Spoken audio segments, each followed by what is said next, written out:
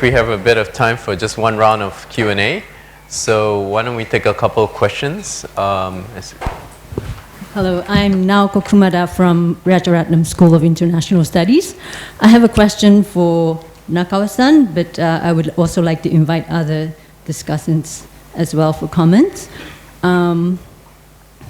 If I remember correctly, Nakao-san, you have stated when you were interviewed by the media before the March 31st deadline for joining the AIIB that you think that Japan should join AIIB, but that it was not your decision. And my question is based on this premise. As we all know, Japan did not join AIIB. And Japan's position is that Japan will collaborate, engage with China through ADB. Excuse me. And you have explained to us very positively about how ADB can collaborate with China in your talk today.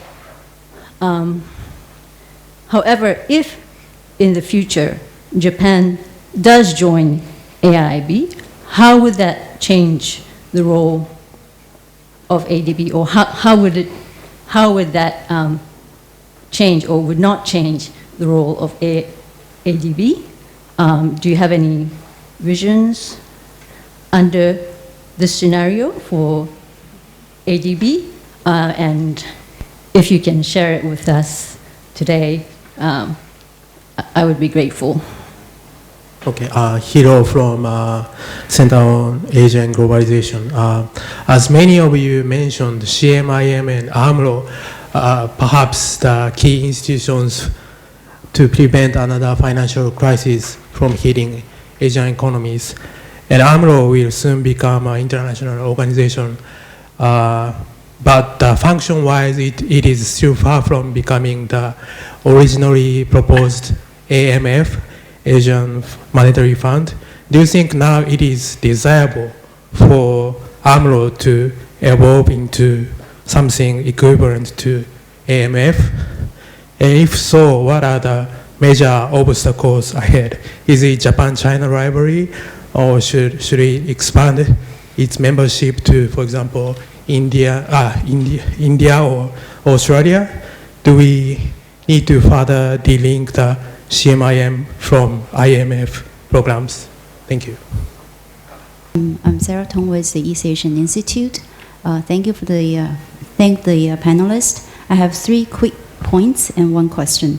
Point number 1, I think we all agree that China is important in shaping the Asian financial architecture. Is going to become more and more important. Point number 2, I think we have to recognize that the financial integration also means the contagion of fluctuations within the region, as we have observed recently.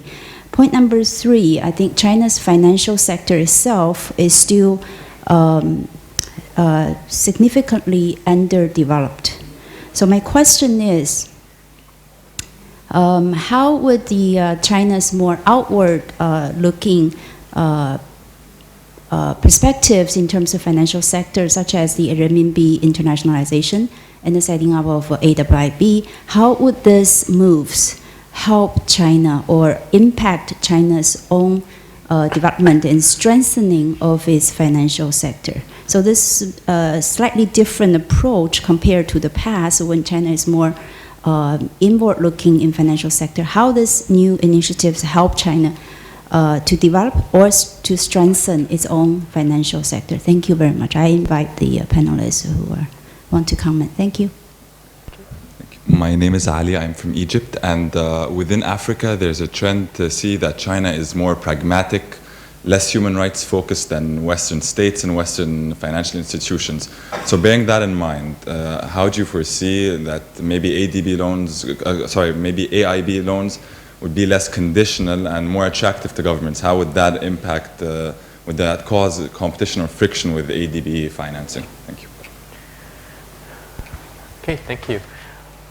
So we have a question about the relationship between ADB and AIIB, a question about China's about the AMRO, the role of AMRO, about China's outward orientation, what it means, and how the AIIB will include ESG or governance issues in its lending, or how it might not include it and therefore affect the relationship with other institutions. I will answer to some of them very quickly, and other speakers may speak also. About my remark, I have never said that Japan and also the United States should join AIIB. It's a decision by the sovereign states, and it's not free. They must bring some taxpayers' money for joining it.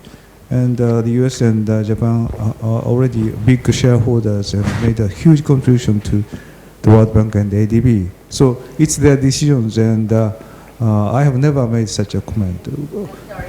Yeah, but I have always said that the ADB and the AIIB should collaborate. No question about it. And there are many rooms to do that, and it might have a positive impact on the relationship between the Japan and China. And I cannot answer to your question. I mean, assuming what would happen if Japan joins it, because I don't know whether they will join it or not anyway. The second point is about AMRO can become Asian Management Fund or not.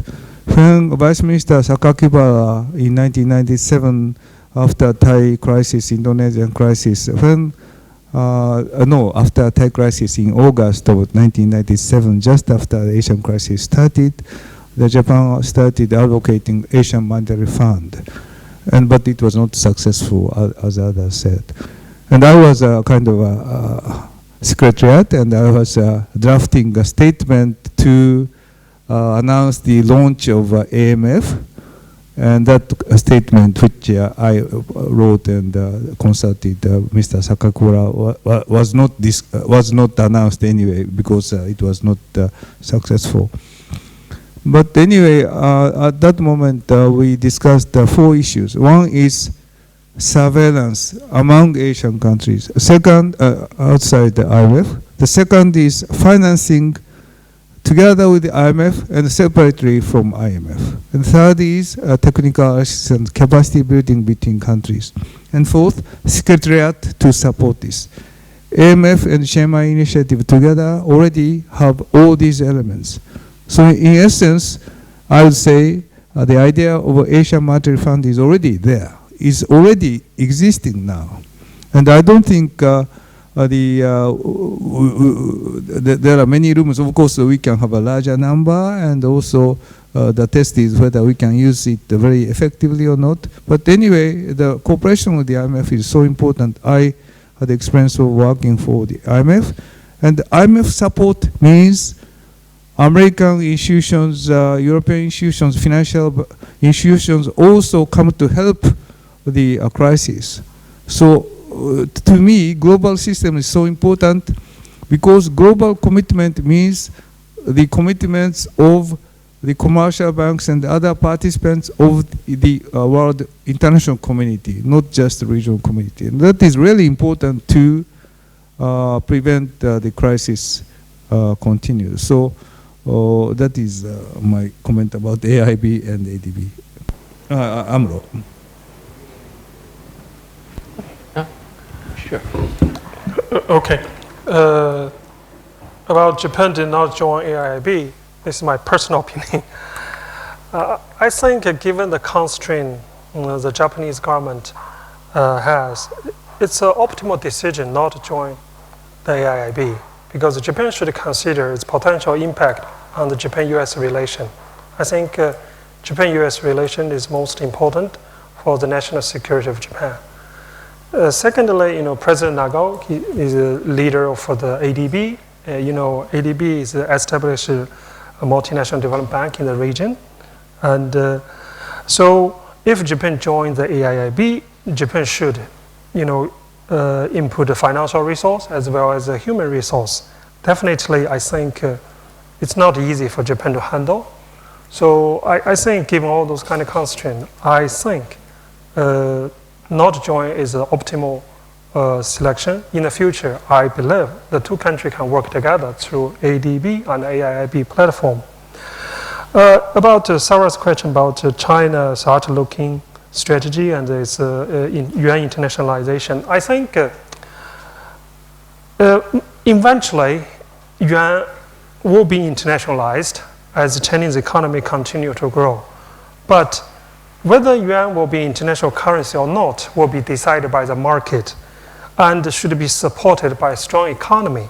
Therefore, I do not think artificially to promote a currency internationalization is an appropriate strategy. I think China should solve more problem its financial systems have. If you look at how the Chinese government handle its stock market volatility and how it handle, its expectation on the yuan's depreciation, you see, I think it takes a long way for China to fully, understand how the market work and respect the market principle and the mechanism. Therefore, I think fix those issues should be a prerequisite for the yuan to be internationalized. About the AIIB's investment, whether environment or social impact should be, given sufficient, consideration, I think there should be. And the U.S., oppose China, oppose this AIIB idea or criticize about AIIB. Basically, was the concern about AIIB may not, follow international standard. I think it depends how you define those international standards regarding those environment and social impact. My personal approach is like we always face the choice.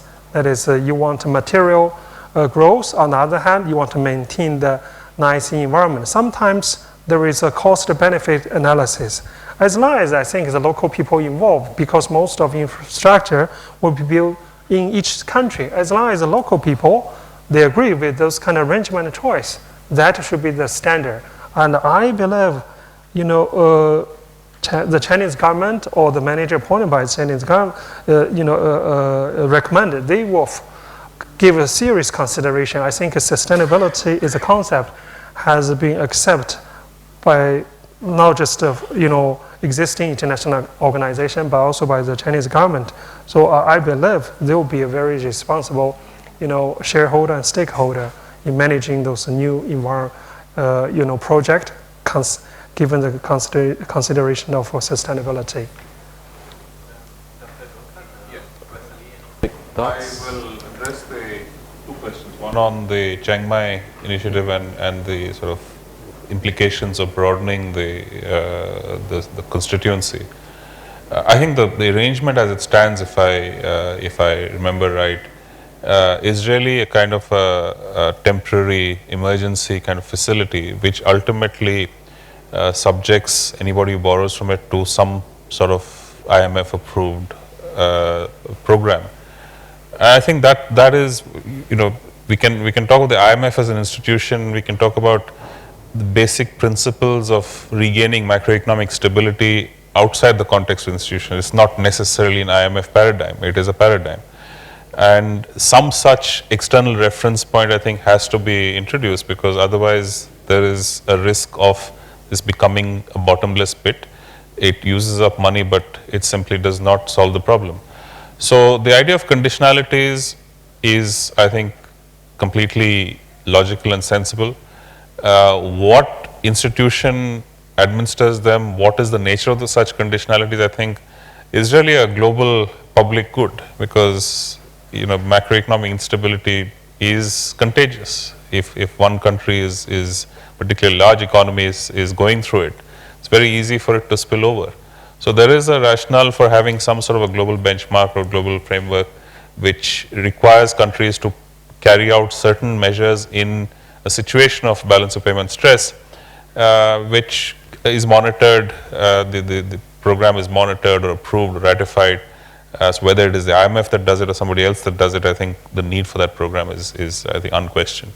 The second, sort of following up on points made on the idea of sustainability and the risk or the fear that some lenders will be less sensitive or put less of priority on lending. And this is completely destructive, because it's more than anything, it's going to hurt the borrower.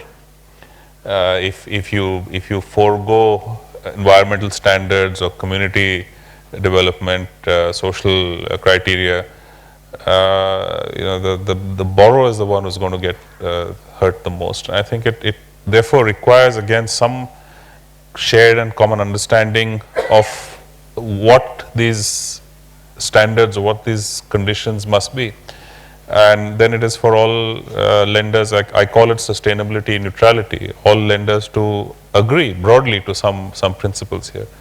There can be differences, of course. For example, we're looking at coal as for many countries, including India, an inevitable part of the energy strategy, the energy security strategy.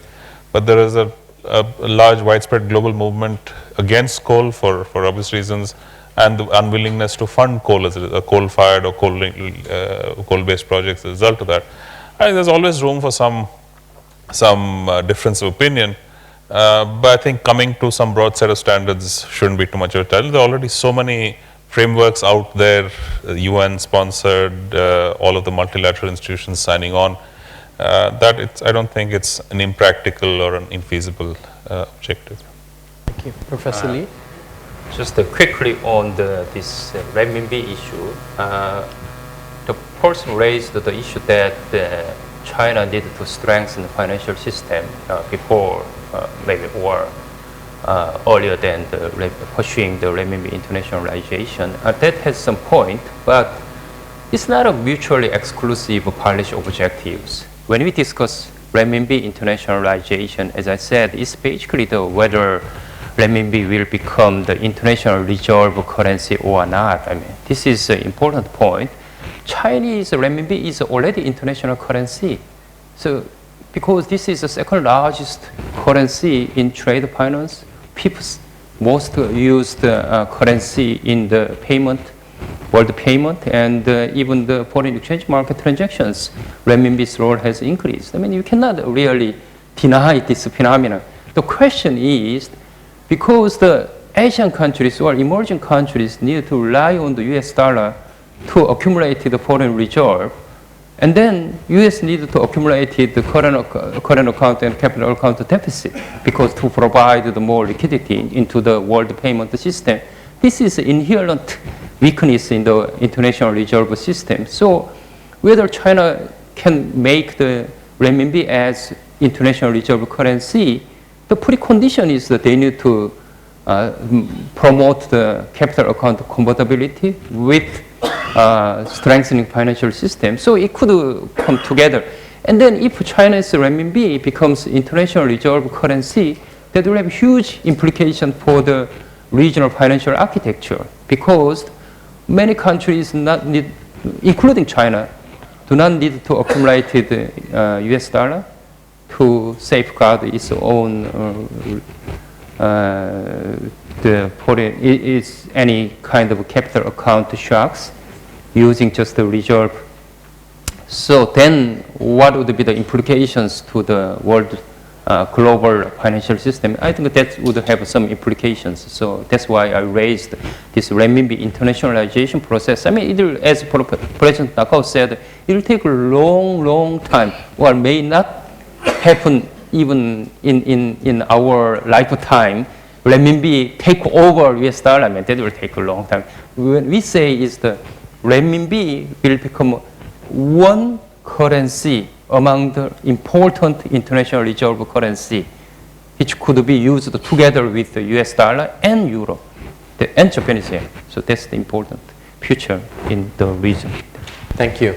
Well, it's been an interesting panel. I'm sorry it's a couple of minutes late, but you would agree, I'm sure it's been a great discussion with our panelists. Let's give them a hand and think.